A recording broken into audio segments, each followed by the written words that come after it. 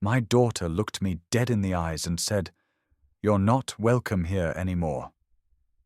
For a moment I froze. Her words cut through me like a knife.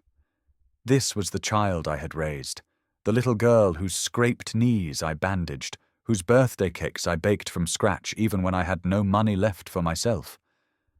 And now, with her lips curled in disgust, she cast me out of her life like I was nothing. I smiled. Just slightly, she didn't notice. She thought she had won, that her cruel words had left me powerless.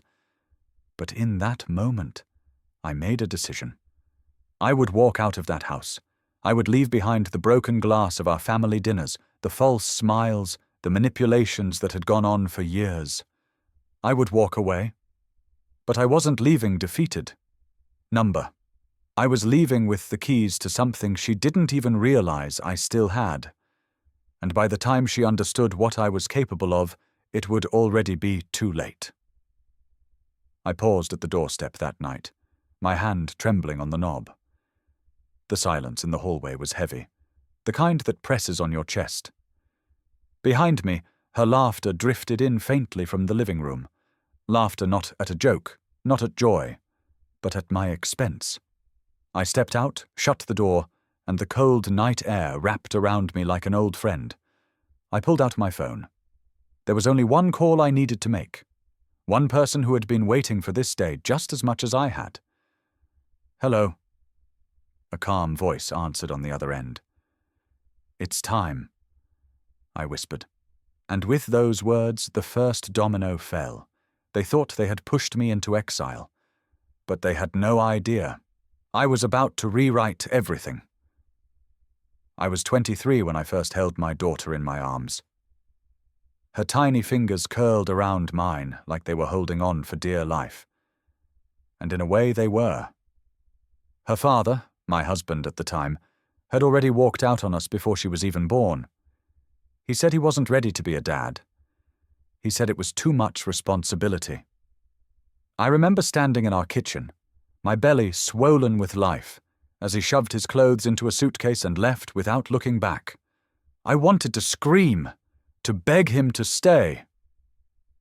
But I didn't. I had already decided that my child would never see me beg, so I picked myself up, wiped away my tears, and prepared to do this alone. And alone I did. I worked double shifts as a nurse's aide, sometimes 18 hours straight. My feet bled inside my shoes, and my back ached until I thought it would snap in half. But when I came home at night and saw her sleeping peacefully, her chest rising and falling, I knew it was worth it. Every sacrifice I made was for her. When she was in kindergarten, the other kids had shiny new backpacks. I couldn't afford one, so I stayed up late sewing patches onto her old one, trying to make it look special. She didn't complain. Not once. She wore that patched-up bag with pride. When she was 10, she wanted piano lessons. I couldn't afford a piano teacher. But I saved for months, skipping meals, hiding coins in an envelope behind the sugar jar. And when I finally had enough, I surprised her with a second-hand keyboard. I'll never forget the way her eyes lit up, as if I had given her the whole world. But the sacrifices didn't end with money. I gave up relationships. Suitors came and went, men who wanted to be part of my life but not part of hers. They would smile at me but look past her, treating her like a burden. That was my red line. If they couldn't love her, they couldn't love me. So I stayed single, year after year. Lonely, yes, but never regretting it. Because she was enough. She was my everything. Fast forward to her teenage years, and things began to change. At first it was small. She started to push me away. She'd roll her eyes when I reminded her to do homework, sigh when I asked about her day.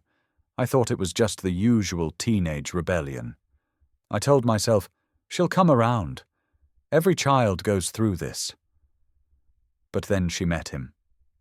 Darren, the boy who would become her husband. From the very first moment I sensed something. He was polite on the surface, yes, too polite, in fact.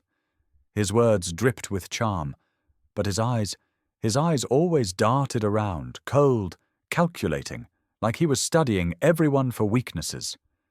He was 22, she was barely 19. Too young, I thought, too fast. But she insisted he was her forever. I tried to warn her. I tried to tell her that love is patient, that it doesn't need to rush. But she slammed the door in my face, shouting that I didn't want her to be happy. So I swallowed my worries. I bit my tongue. And when they married, I paid for the wedding. Yes. Me, with my savings, the money I had put aside for the small house I had dreamed of retiring in. I gave it all. The catering, the flowers, the dress she had circled in a magazine and said she could only dream of wearing. I made that dream come true. Even Darren's family didn't contribute a dime. They sat back, smug, acting as though they were royalty while I broke my back to give my daughter her fairy tale. And still, I told myself it was worth it, because when she smiled at me that day, in her white dress, her eyes brimming with tears, I thought she understood. I thought she saw how much I loved her. But love can be blind, and sometimes it blinds us to the people closest to us, the ones already sharpening their knives behind our backs. I remember the first time Darren came over for dinner after their wedding. He walked into my home like he owned it. His shoes tracked dirt across the rug I had spent years saving for, but he didn't even glance down. He sat at the head of the table without asking, as if the seat belonged to him. I tried to be polite. I served him stew I had been simmering all day, the way I always did for family. He took one spoonful, wrinkled his nose, and pushed the bowl aside. "Not really my kind of food," he said casually, turning to my daughter. "Maybe next time you could cook something decent?" I looked at her, waiting for her to defend me, to remind him that I had raised her single-handedly, fed her when no one else would. But she laughed. She actually laughed. "Don't be so rude, Darren," she said with a smirk. "Mum tries." Mum tries. The words stung, but I swallowed it. I always swallowed it. For months I endured his subtle digs. He'd sneer at the clothes I wore, saying they looked outdated. He'd mock the way I spoke, imitating my phrases as though I were a joke. He even criticized my job, saying, "You should have aimed higher. No wonder you're still stuck renting instead of owning something." Each time I waited for my daughter to speak up, to say, "That's enough," to stand by me. But each time she joined in, sometimes with a nervous laugh, sometimes with silence. Both were worse than the insults. Still, I gave. I gave because that's what mothers do. When they struggled with bills, I handed over envelopes of cash. When they wanted a new car, I co-signed the loan. When they said they needed help with rent, I shifted my own budget to cover theirs. "You're a lifesaver, Mum," she'd say, kissing me on the cheek. And I would tell myself that this was love, that this was gratitude. But slowly I began to notice the changes. Calls grew less frequent. Invitations dwindled. Holidays that were once warm and full of laughter turned cold, with excuses about spending time with Darren's family. And then came the grandchild, my sweet grandson. The day he was born, I rushed to the hospital, flowers in hand, tears of joy streaming down my face. I thought, this is it. This is my chance to be part of their lives again. But when I entered the room, Darren's mother was already sitting by the bed, cradling the baby. My daughter looked up, her face tired but glowing, and smiled faintly. "Oh, Mom." "You made it." "Made it?" I wasn't just anyone. I was her mother, the one who raised her, the one who sacrificed everything. I stepped closer, desperate to hold the baby, but Darren's mother didn't budge. She rocked him possessively, whispering something I couldn't hear. When I reached out my arms, Darren stepped in. "Not now," he said flatly. "Not now." I froze. My daughter glanced at me, then looked away, and just like that, I was invisible. Still, I swallowed it. I swallowed it again and again. The missed birthdays, the ignored calls, the excuses why I couldn't babysit. Apparently, I was too old-fashioned to know what a child needed. Yet whenever they needed money, I was the first person they called. It built inside me, like poison. Each insult, each slight, each dismissal. I buried it deep, because I told myself that family is family, that you don't give up on your own blood. But then came the night that would shatter everything. The night my daughter looked me in the eye, her voice, cold as steel, and said, "You're not welcome here anymore." I can still hear those words echoing in my head. It wasn't just a rejection. It was an erasure. And that was the moment I stopped being blind. That was the moment I remembered something very important. All this time, they thought I was just a weak old woman, a mother desperate for scraps of affection. But they had forgotten something. The car they drove, I co-signed the loan. The apartment they lived in, my name was still on the lease. The savings they depended on? Every last cent had come from my hands. They thought they could cut me off, throw me away like trash. What they didn't realize was this: I was the one holding the strings, and I was about to show them just how much power I still had. The night she told me to leave, it wasn't just a casual outburst, it was carefully planned. I could see it in the way Darren leaned against the wall, his arms crossed, smirking like a cat that had cornered its prey. My daughter's voice was sharp, rehearsed, almost like she had been coached. "Mom, you make things harder for us," she said, her arms folded tight across her chest. "You don't fit into our life anymore. You're old-fashioned, overbearing. Honestly, it's better if you just stop coming around." My heart pounded. "Stop coming around?" I repeated, my voice cracking. Darren pushed off the wall, stepping closer. "Look, it's not personal," he said with that smug grin of his. "But we've talked about it, and we don't want your interference anymore. We're building our own life. We don't need your baggage. That's what I was now.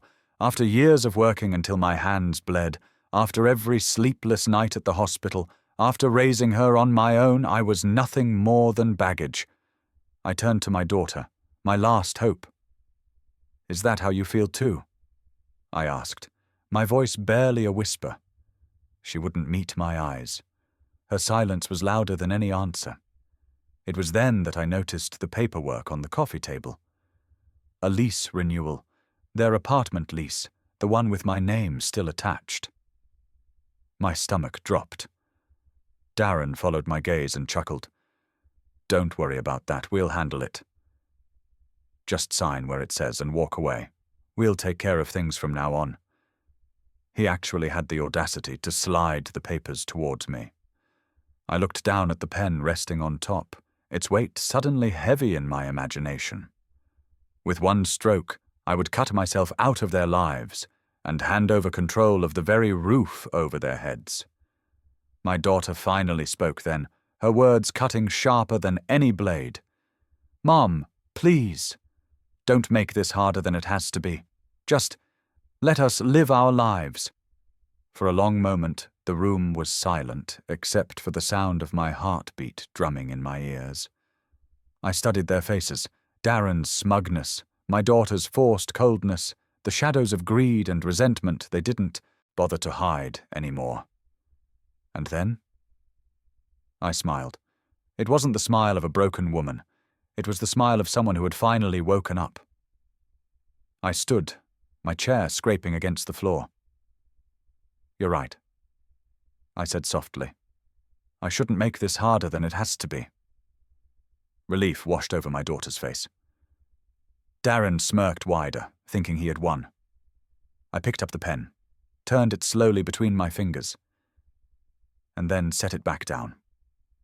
"No," I said firmly, sliding the papers back toward them. "Not tonight." Before they could respond, I grabbed my purse and walked to the door.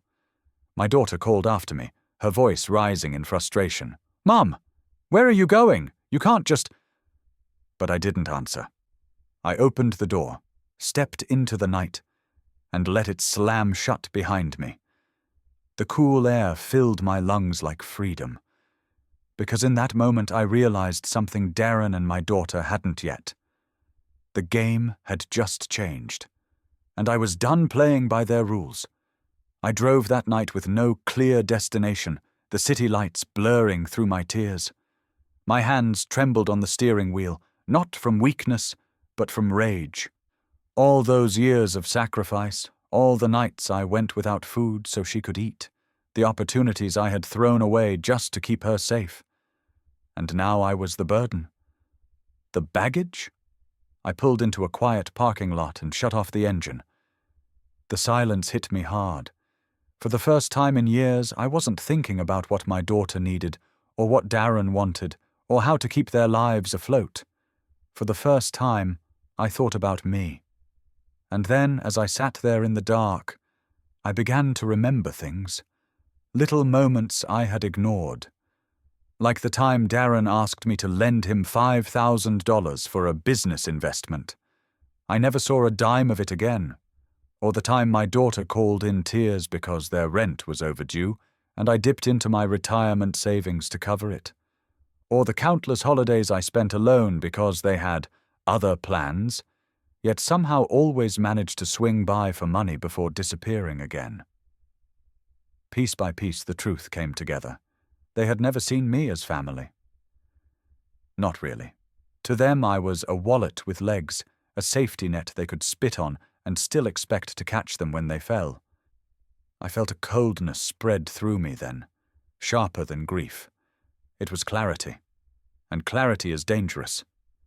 I pulled out my phone and scrolled through contacts until I landed on a name I hadn't used in years. My cousin, James. We'd lost touch after he moved across the state, but I knew he still worked in property management. He was smart, discreet, and more importantly, he owed me a favor. The line clicked after a few rings. Hello? His voice was groggy, like I'd woken him. James, I said, my voice steady despite the storm inside me. It's me. I need your help. There was a pause, then a shift in his tone. You sound serious. What's going on? I took a deep breath. It's time I stopped being taken advantage of. I want to make some changes, legal ones. He was quiet for a long time. Then he said, All right, tell me everything. And I did. Every detail. The lease with my name still on it. The loans I co-signed. The bank transfers. The sacrifices. The way they had cornered me tonight with their cruel words. When I finished, there was silence on the line. Then James chuckled softly. They don't know what they've walked into, do they? No, I whispered, but they're about to. The next morning, I was at his office with stacks of paperwork. We went through every account, every legal tie, every thread that bound me to my daughter and Darren's life. With each page we reviewed, I realized just how entangled they were in my generosity, and how easy it would be to pull the rug out from under them. James leaned back in his chair, folding his hands. You've got more leverage than you realize. You could end this tomorrow if you wanted. For a moment I considered it, to cut them off immediately, to watch them squirm. But then I shook my head. No, I said slowly. That would be too easy. Too quick. They need to feel it. They need to understand what it's like to be powerless, to depend on someone who doesn't care if they survive. James raised an eyebrow. So, what's the plan? I smiled for the first time in weeks. A real smile, sharp and cold. The plan is simple. I'll give them exactly what they gave me. That night, back at home, I opened my old lockbox, the one where I kept documents, bank statements, copies of checks I had written over the years. I spread them across the kitchen table, like evidence in a courtroom. Every scrap of paper was a reminder. I had built their life. I had been their foundation. And without me, it would all crumble. I looked at the stack of unpaid receipts, the loans in Darren's name but co-signed by me, the lease that tethered their roof to my signature. And I whispered to myself, checkmate. The next time my daughter called, her tone was sweet. Too sweet. That false, sugary coating she always used when she wanted something. "Hi, Mom," she began, dragging out the words as if we hadn't just had the ugliest fight of our lives. "I know things got heated the other night. Darren and I didn't mean to upset you. We were just stressed." Stressed. That was her excuse. I stayed silent, letting her squirm. Finally, she sighed. "Anyway, we're a little short this month. The rent is due, and Darren's paycheck was delayed. Could you maybe help us out?" I could almost hear Darren feeding her lines in the background. My lips curled in a smile. This was it, the first step. "Oh, sweetheart," I said, layering my voice with the same syrupy tone she used. "Of course I'll help. Why don't you and Darren come by tomorrow? We'll sort everything out." She sounded relieved, almost giddy. "Thanks, Mum." I knew you'd understand, but what she didn't know was that I had already met with James again that morning, and the papers waiting on my desk weren't checks, they were legal documents. When they arrived the next evening, Darren strutted into my living room like he owned it. My daughter followed, holding my grandson in her arms. The sight of his tiny face softened me for just a moment, but only a moment. I gestured for them to sit. "I've been thinking a lot," I began calmly, "about how things have been between us.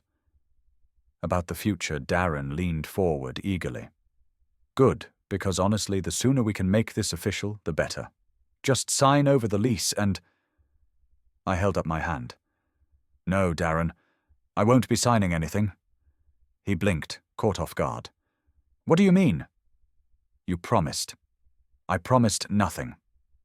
I interrupted sharply, "and I've made my decision. As of next month, the lease will not be renewed. My name will be removed, which means you'll need to find another place to live." The color drained from his face. My daughter gasped. "Mom, you can't do that! Where are we supposed to go?" I tilted my head, studying them the way they had studied me all these years, weighing my worth in dollars and cents. "That's not my problem," I said evenly. "You wanted independence. Now you have it." Darren's jaw tightened. "You can't just pull out like that." "We've built our lives here."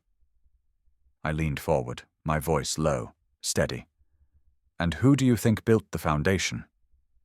Who paid the bills when you couldn't? Who put this roof over your heads? Me, and I can take it away just as easily." The silence that followed was thick, suffocating.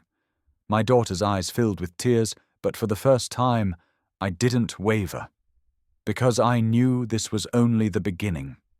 After they left, Darren slamming the door so hard it rattled the frame, I sat down with James's paperwork again. One by one, I began cutting ties, cancelling automatic payments, closing joint accounts, preparing letters to the bank to remove my name from anything tied to Darren. And with every step, I felt lighter, stronger. For years they had taken and taken, believing I would never stop giving. But now, the well was dry, and soon they would know exactly what it felt like to be left with nothing. I wasn't just taking back my power, I was making sure they would never use me again. The first sign that my plan was working came 2 weeks later. My phone buzzed late at night, Darren's number flashing across the screen. I let it ring twice before answering, my voice calm and steady. "Hello?" His tone was clipped, almost panicked. "What the hell is going on with the bank?" "They said my car loan's been flagged because the co-signer was removed. They're threatening to repossess if I don't make the payments on time." I almost laughed. "Oh, that?" "Yes, I called them. I explained that I no longer wished to be responsible for debts that weren't mine. From now on, Darren, that's your car. Your responsibility. You can't do that! He barked. We had an agreement. No, I said evenly. You had a parasite's expectation. There was never an agreement. He sputtered curses at me until I hung up. I stared at the phone for a long time, letting the silence wrap around me. It felt good, better than I had expected. A few days later, my daughter showed up at my door. No call, no warning, just a frantic knock. When I opened it, her face was pale, her hair disheveled, her voice trembling. "Mum, please," she said, clutching my arm. "We're drowning. The rent's overdue, Darren's car might get taken, and we don't have enough for groceries. I know things have been rough between us, but we're family. Please, help us." Her words might have broken me once, but not anymore. I stepped aside and gestured toward the living room. "Sit down. Let's talk." She sank into the couch, burying her face in her hands. "I don't understand why you're doing this. You've always been there for me. Why stop now, when I need you most?" "Because you told me I wasn't welcome," I said softly. "Because you let him humiliate me, use me, bleed me dry while you stood by. And because, finally, I've realized that love isn't supposed to be one-sided." Her eyes filled with tears. "I didn't mean it." I cut her off. "Yes, you did. You meant every word. And now you're living with the consequences." She shook her head, desperate. "But the baby? What about him? You'd really let your grandson suffer?" Ah, there it was. The trump card she thought would save her. I leaned forward, my voice soft but sharp as glass. "I will never let him suffer. But you chose this life with Darren. You chose to cut me out. And now you'll stand on your own 2 feet, or fall flat on your face." The silence stretched, heavy and unrelenting. She searched my eyes for weakness, for the mother who always gave in. But that woman was gone. Finally she rose to her feet, her face hardening. "Fine. If that's how you want it, don't expect me to come crawling back when things get better. You'll regret this." I watched her storm out, her words echoing in the empty house. But instead of pain, I felt a strange sense of peace. For the first time in years, I was no longer chained to their chaos. And as I closed the door behind her, I whispered to myself, "This is only the beginning." Because the real blow, the one that would make them crumble completely, was still to come. It was almost a month before they dared to face me again. By then, the pieces of my plan were fully in motion. The lease had expired, and despite Darren's loud protests to the landlord, he couldn't renew without my signature.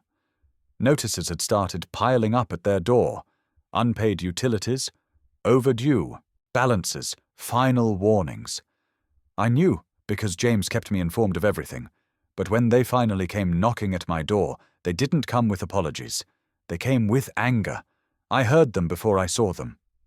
Darren's voice, loud and sharp, carried across my porch. My daughter was quieter, but I could hear her whispering frantically, urging him to calm down.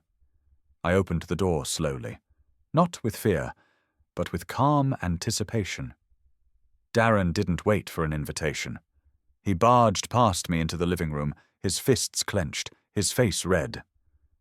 "You think you're clever, don't you?" He spat. "Messing with the lease, cutting off the money, leaving us high and dry like this?" I shut the door behind them, leaning against it. "I don't think I'm clever," I said simply. "I know I'm free." My daughter hovered near the couch, clutching my grandson close to her chest. Her eyes darted between us, wide and nervous. Darren jabbed a finger at me.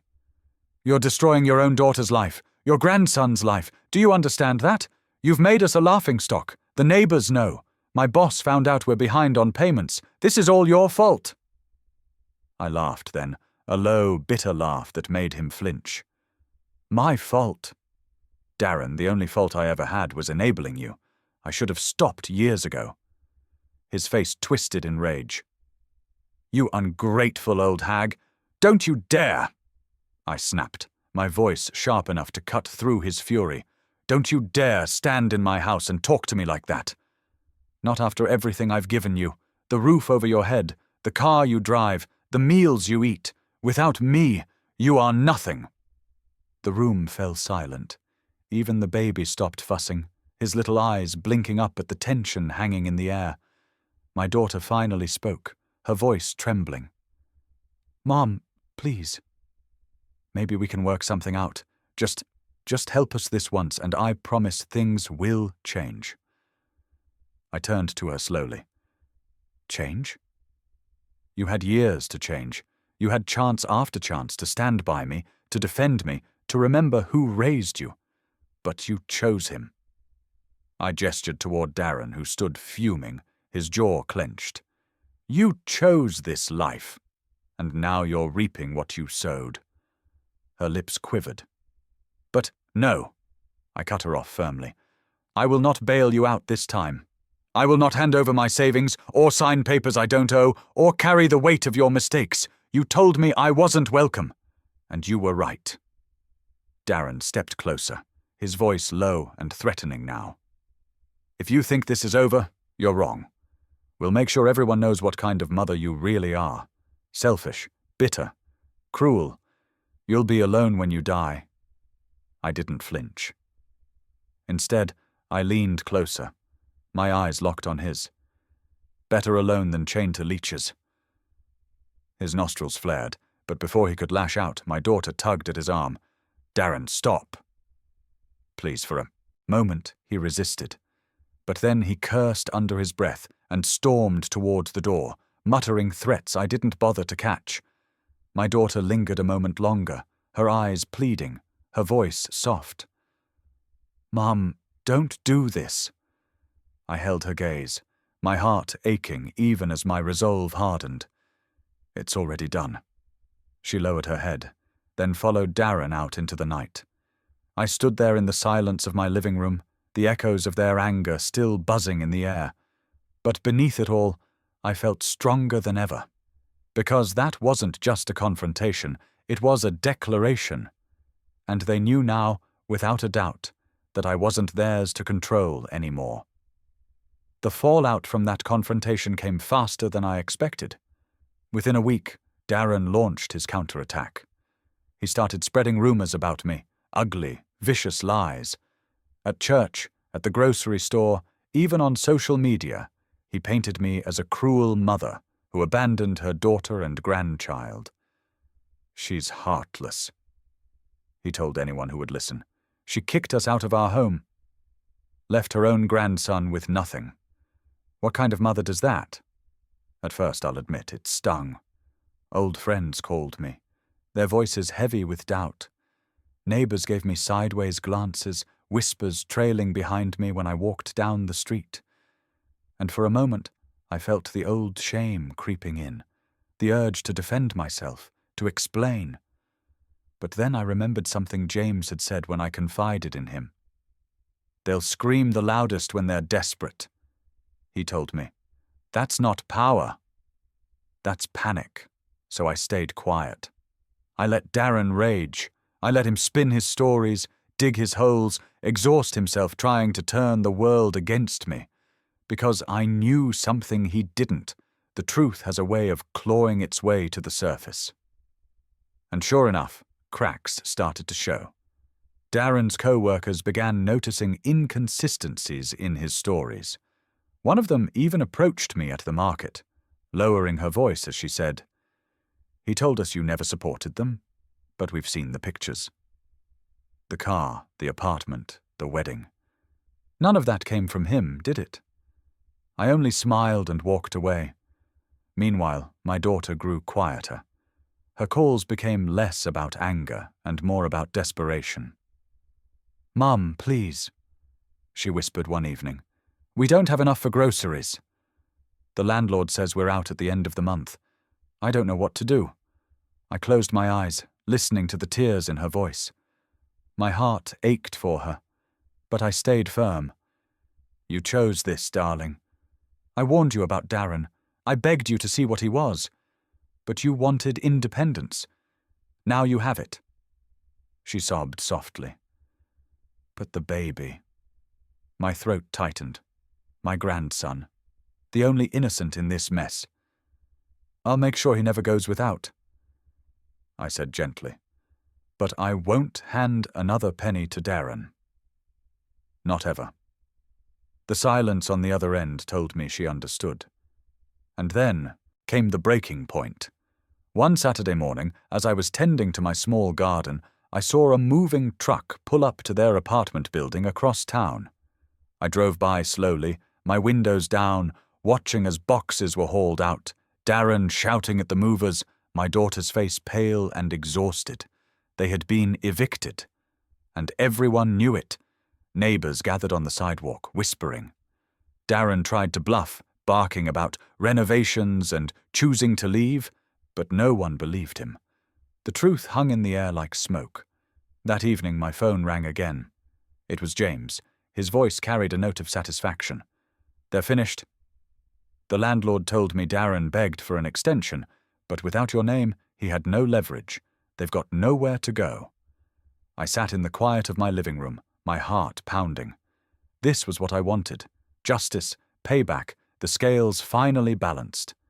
And yet, beneath the rush of triumph, there was sorrow too. Because this wasn't just about Darren. This was my daughter, my little girl, the one I had raised alone, the one I had carried on my hip through storms and sickness and hunger. But she had chosen him, and she had chosen to betray me. So I let the sorrow pass, like a wave crashing and receding.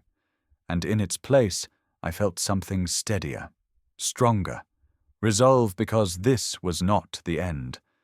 No, this was only the public beginning.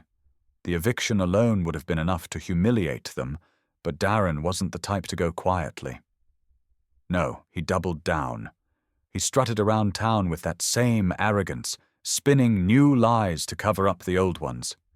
Her own mother betrayed us. He sneered at the grocery store one day, loud enough for everyone to hear. We had everything until she ruined it. She's jealous, bitter, can't stand to see us happy. I ignored him. At first.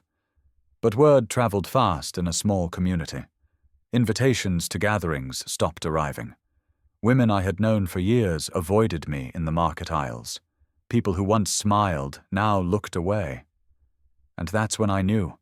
Silence would no longer protect me.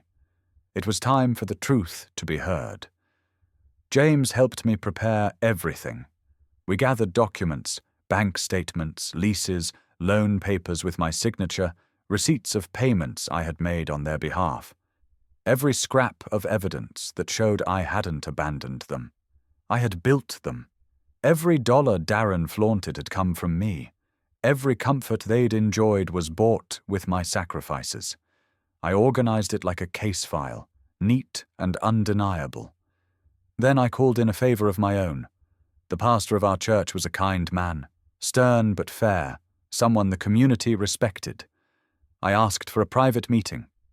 When I arrived, I slid the folder across his desk and sat quietly as he read. His eyes widened page by page, his lips pressing into a thin line. Finally, he looked up at me. So all these rumors, they're lies? Every one of them, I said simply. He leaned back, sighing heavily. I should have known. I've seen that boy Darren, the arrogance, the way he talks down to people. But your daughter... He shook his head. I thought better of her. My chest tightened. So did I. He closed the folder, his expression grave. Don't worry. The truth won't stay buried. People will know who sacrificed and who exploited, and they did. It started small, whispers after service, people approaching me with quiet apologies. Then larger. An announcement during fellowship about the importance of honoring those who sacrifice for family, spoken with a pointed glance in Darren's direction. Word spread like wildfire. The same neighbors who once shunned me now turned cold shoulders towards him. His co-workers stopped inviting him out. Parents at the playground pulled their children away when he arrived. And then came the day I will never forget. It was the church's annual fundraiser, a big event with nearly the whole town in attendance. Darren, desperate to repair his image, showed up with my daughter and grandson in tow. He wore a forced smile, shaking hands, pretending everything was fine. But it wasn't, because halfway through the event, the pastor stood before the congregation. His voice was firm, commanding attention. "This year, as we celebrate community," he began, "I want to remind us of the value of truth, of sacrifice, of gratitude." He gestured toward me, sitting quietly in the back. "There are those among us who have given everything for family, only to be repaid with cruelty. Lies have spread, reputations have been tarnished, but the truth," he lifted the folder of documents I'd given him, "speaks louder than slander." Gasps rippled through the crowd. My daughter's face turned pale. Darren's smug grin faltered. The pastor didn't name them directly. He didn't have to. Everyone's eyes swung toward them. Murmurs grew into whispers, whispers into stares. Darren shifted uncomfortably, trying to laugh it off, but no one laughed with him. My daughter sank lower in her chair, clutching my grandson as if to shield him from the shame blanketing the room. And me? I sat still, silent, not gloating, not triumphant, just free, because I didn't need to say a word. The truth had finally spoken for me. Afterward, people approached me one by one. Old friends embraced me. Neighbors apologized for believing lies. "We should have known better," they said. "We see you now. We see what you did for her." Meanwhile, Darren stormed out with my daughter in tow, his face red with fury, muttering about betrayal and conspiracies. But his words rang hollow. No one listened anymore. Their world had begun to collapse, not just financially but publicly. The very image they cared about, respect, admiration, the facade of a perfect family, was shattered. And I knew it was only going to get worse for them. Because once people see through lies, there's no going back. After that fundraiser, the shift in the community was undeniable. Darren and my daughter walked into rooms, and conversations stopped. Neighbors who once invited them over for barbecues suddenly had excuses.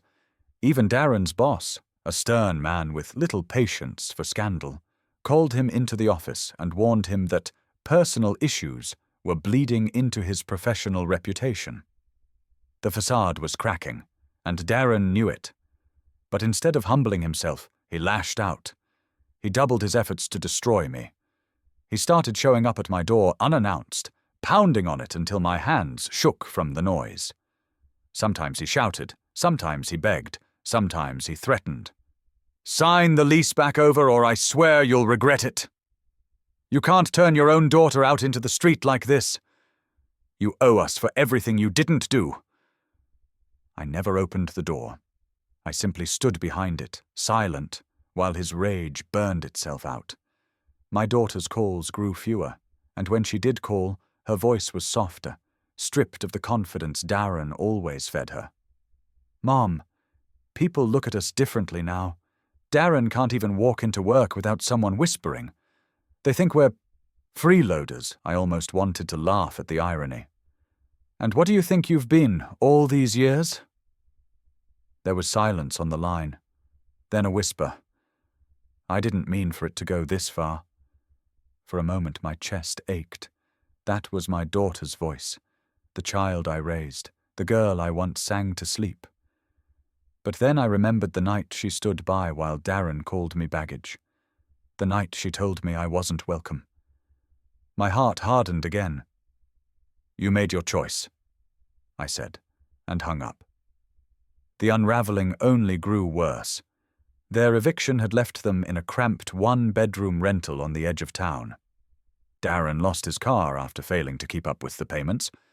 My daughter, exhausted from juggling childcare and Darren's temper, looked gaunt, the the light in her eyes dimming. And the town. The town wasn't kind. The same people they once tried to impress now avoided them entirely. At church, no one sat with them. At the market, they stood in line alone, whispers trailing after them like shadows. The final blow came during the annual community council meeting, an event Darren loved to attend because it made him feel important. He strutted in that night, forcing his grin, tugging my daughter along like a trophy he didn't deserve. But this time, the council chair cleared his throat and said, "We'd like to recognize someone who has given tirelessly to our community, even when her sacrifices were overlooked. My name." The room erupted in applause. I walked slowly to the front, every eye on me, every whisper of doubt silenced. I accepted the recognition, a plaque, a simple thing, but heavy with meaning, and turned to face the crowd. "Family," I said, my voice steady though my heart raced, "isn't always about blood. Family is about loyalty, about love, about sacrifice returned with gratitude, not greed." I didn't look at Darren. I didn't need to. I could feel the heat of his glare from across the room. My daughter kept her head down, her hands twisting nervously in her lap. The applause grew louder. And in that moment, it wasn't just the community who had seen the truth. It was them. They could no longer twist the story, no longer pretend to be victims. Everyone knew who the true giver was, and who the leeches had been all along. Later that night, I walked out of the hall with the plaque in my hand, and people surrounded me with warm smiles, hugs, apologies. For the first time in years, I didn't feel alone. But Darren? My daughter? They slipped out quietly, their heads low, their empire of lies reduced to rubble. And as I drove home, the night air cool against my face, I knew the scales had finally balanced. Justice wasn't loud, it wasn't violent. Justice was the truth, spoken clearly, where everyone could see it. After the council meeting, everything changed. For me, life began to feel lighter, freer, as if I had finally laid down a burden I had carried for decades.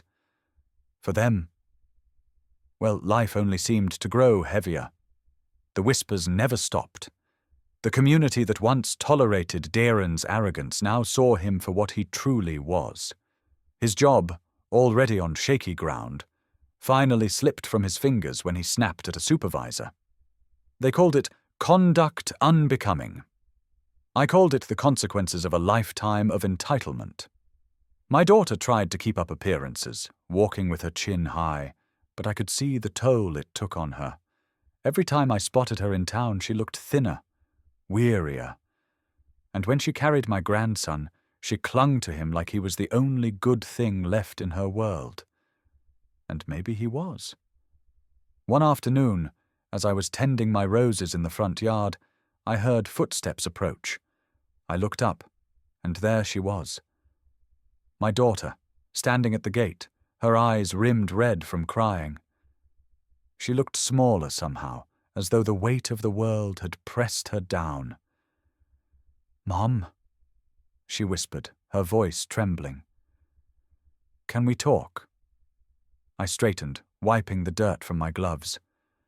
For a moment I wanted to tell her to leave, to remind her of the countless nights I had been cast aside, the cruel words, the betrayal. But then I saw her son clinging to her leg, his big eyes looking up at me with innocent curiosity. I opened the gate. "Come in." We sat at the kitchen table, the same table where she had once laughed with Darren while mocking my cooking, the same table where she had pushed papers toward me and asked me to sign away my security. She fidgeted with her hands, her voice barely a whisper. "I'm sorry." The words hung in the air like fragile glass. I didn't respond immediately. I waited, watching her squirm, knowing that a true apology wasn't just words. It was truth. Tears spilled down her cheeks. "You were right about him. About everything. He doesn't care about us, Mom. He never did. He only cared about the money, about what you gave. And now that it's gone, he's gone too. He walked out last night. I sat back in my chair, my chest tightening. Part of me felt satisfaction, justice at last.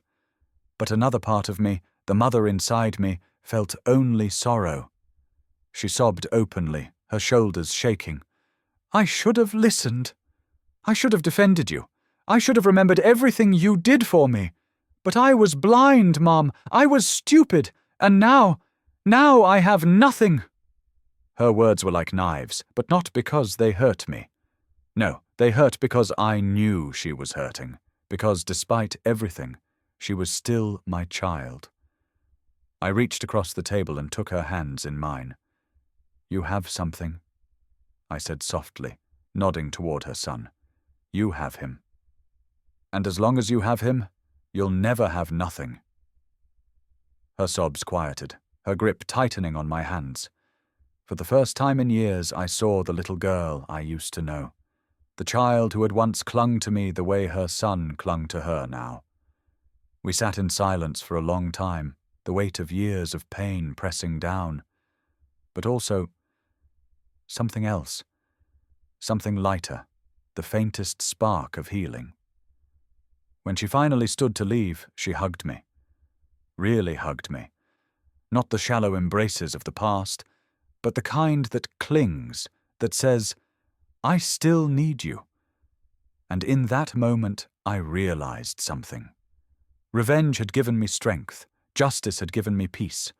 But forgiveness, even in the smallest measure, gave me something I hadn't expected. Hope. The days that followed our conversation were quiet, almost too quiet. For the first time in a long while, I didn't wake up to a pounding heart or a phone full of Darren's angry messages. He was gone, completely out of the picture, and though I knew he'd left a trail of destruction in his wake, I felt a strange sense of relief. My daughter came by more often. At first it was tentative. Short visits, careful conversations. She'd bring my grandson with her, and he'd fill the house with laughter, toddling from room to room, his tiny hands reaching for everything within sight. That sound, his innocent joy, was a balm to wounds I hadn't realized were still raw. One afternoon she arrived carrying a box.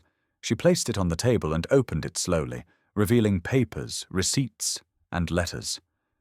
These, she said, her voice soft, are everything you gave me. Everything I wasted. I kept them all, even when Darren told me to throw them away. I looked through them, the check stubs from years ago, the faded lease agreements with my signature, the loan documents, the envelopes of cash I'd slipped into her hands during hard times. My chest ached as I turned each page, reminders of sacrifice and betrayal all jumbled together in one box. Why bring these now? I asked quietly. Tears welled in her eyes. Because I want to start over, and I don't want to pretend anymore. I want to face what I did. I want to own it. I studied her face, searching for the truth in her words. And for the first time, I saw no trace of Darren's shadow there. No arrogance, no manipulation, just a broken woman who finally saw the wreckage she had helped create. I closed the box gently. Starting over isn't easy, I said. It doesn't erase what happened. I know, she whispered, but I'll spend the rest of my life trying to make it right, if you'll let me. The sincerity in her voice pierced through the walls I had built. Slowly, painfully, I nodded. Then we'll start with this. Honesty. No more lies. No more secrets. She nodded eagerly, her hands clutching mine like a lifeline. Over the next weeks, the rhythm of our lives shifted. She found part-time work at a local shop, humble but steady. She spoke less of Darren and more of her son, her plans, her determination to stand on her own. And though I didn't rush to rescue her this time, I offered guidance. Not money, not blind sacrifice, but wisdom, boundaries, a steady hand. It was different now.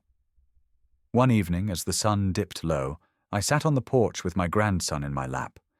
He giggled as he tried to grab the light from the fireflies dancing in the dusk. My daughter sat beside me, quiet but content. She looked at me, her eyes shimmering. "Do you hate me?" she asked suddenly. The question struck deep. I turned to her, shaking my head. "No, I never hated you. I hated what you became when you let him control you. I hated how blind you were to the truth. But hate you? Number. You're my daughter." That never changed.